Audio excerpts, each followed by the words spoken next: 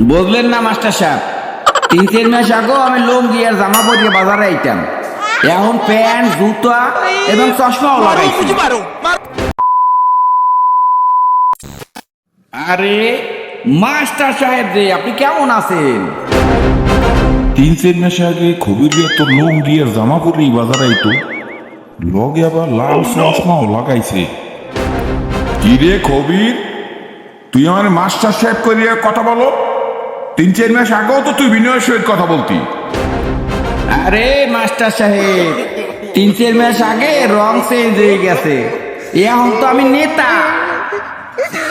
নেতা মানে? বুঝলাম না তো, বুঝো এ কত একটু।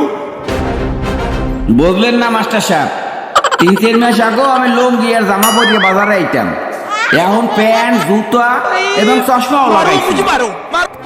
তার মানে খবির তুমি বলতে চাইতেছো লুঙ্গির দ্বারে প্যান্ট, স্যান্ডেলের দ্বারে জুতা, আর খালি চশমা লাগাইলি আমরা নেতা বাবু ওইটা রে?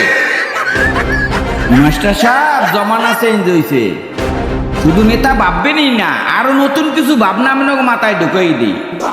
যেমন যে লুঙ্গি ছেড়ে প্যান্ট পরছে সে হইলো প্যান্ট নেতা, এখনো যে লুঙ্গি পরে সে হইলো লুঙ্গি নেতা।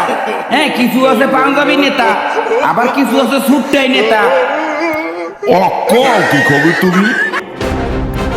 হ স্যার, আমি ঠিকই কইতেছি, এর লগে আরো কিছু যোগ করি, দেখবেন নতুন কিছু লোক এই শীতে পাঞ্জাবির লগে সুন্দর সুন্দর চাদর গলায় পেঁচানোর চেষ্টা করে।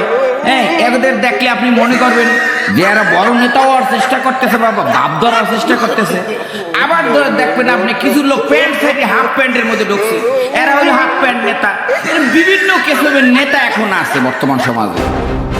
কবি, তোমার কথা শূন্য আর্টসের জন্যই তৈলাম, আর এই নেতার ক্লাসিফিকেশন শূন্য আর্টসের জন্যই তৈলাম। যাই হোক, নেতার সংখ্যা আমার দ্বারাই নতুন করিয়া উন্মোচন হইল আর কি।